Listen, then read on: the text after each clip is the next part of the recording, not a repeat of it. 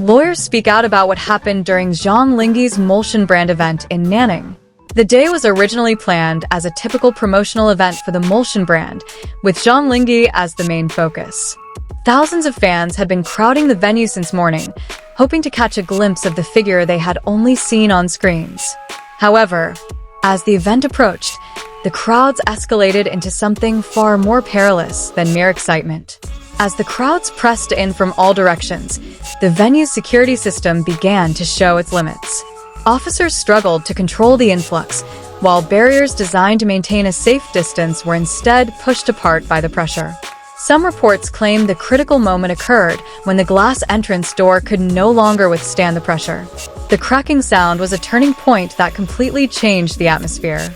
Instantly, panic spread among the attendees near the venue. Some attempted to retreat, while others continued to push forward uncontrollably. Amid the chaos, approximately 5 people were reportedly injured by the unexpected incident. The event, which was supposed to be a celebration of interaction between artists and fans, was immediately halted. Organizers quickly moved to cancel the in-person sessions, and Zhang Linghe did not appear on the main stage. However, the situation wasn't completely over, as the crowd lingered outside the venue, their emotions uncontrollable. Amidst the cancellation decision, a different approach emerged from the artist's side. Zhang Linghe then continued to interact via live stream as a way to compensate fans who had attended and waited so long. While this didn't replace the in-person experience, it was an attempt to mitigate the disappointment that had already occurred. However, outside the event itself, a debate began to escalate on social media. Zhang Linghe's name suddenly became the center of attention, not only because of her popularity, but also because of the incidents surrounding her.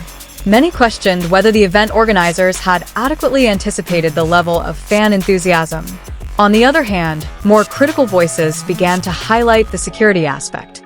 Some netizens argued that the shopping center, the event location, had a significant responsibility in anticipating the surge in crowds. They questioned whether the venue's capacity was truly adequate to accommodate the number of visitors that day. Amid the escalating debate, lawyer Zhenwu offered his legal opinion. He emphasized that, within the framework of criminal and civil law, event organizers and venue managers bear the primary responsibility for public safety, including crowd control and the adequacy of infrastructure. According to the analysis, this responsibility cannot be taken lightly, especially in large-scale public events involving high-profile figures. When the risk of crowding is predictable, mitigation measures should be a mandatory part of planning, not just a post-event response. This legal statement broadened the discussion, which had previously focused solely on the popularity of an actor. The focus now shifted to the event's organization system, including the safety standards used by shopping malls as public spaces. Meanwhile, among fans, the situation became more emotional. Many continued to support Zhang Linghe, viewing her as someone who is also in a difficult position.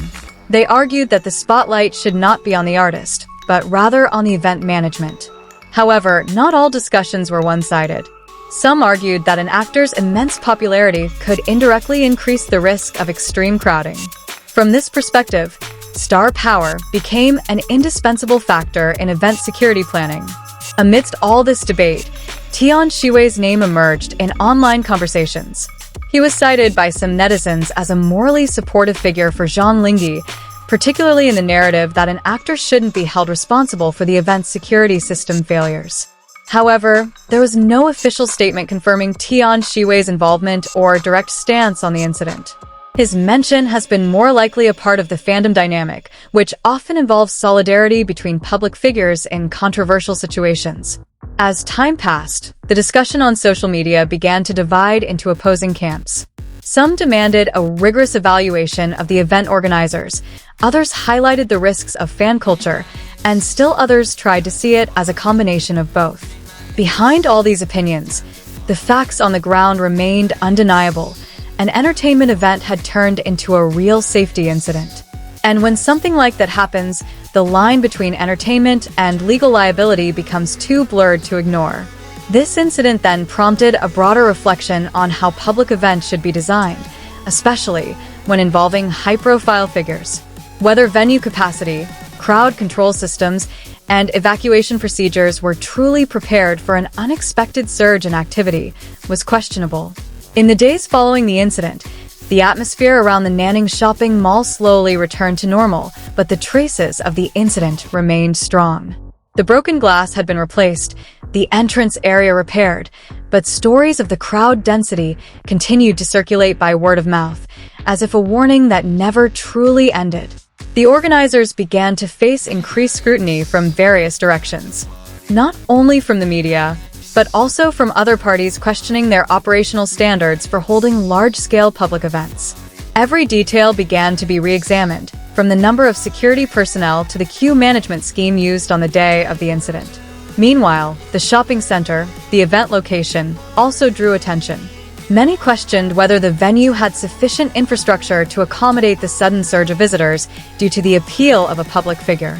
This discussion then broadened to discuss the security standards of commercial venues in major cities.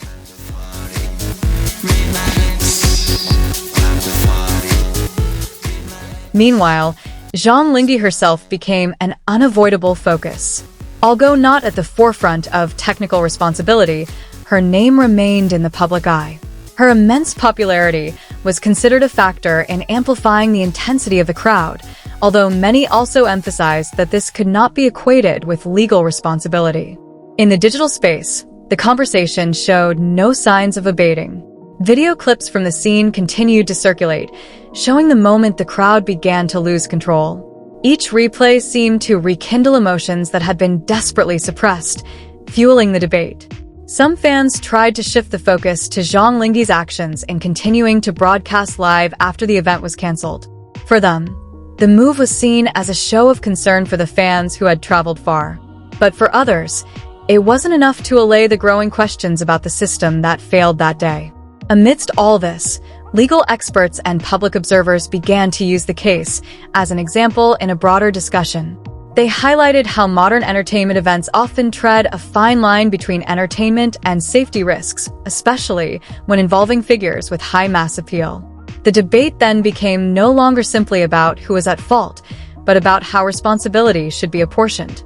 Artists, promoters, and venue managers each have distinct but interconnected roles in creating a safe environment for the public.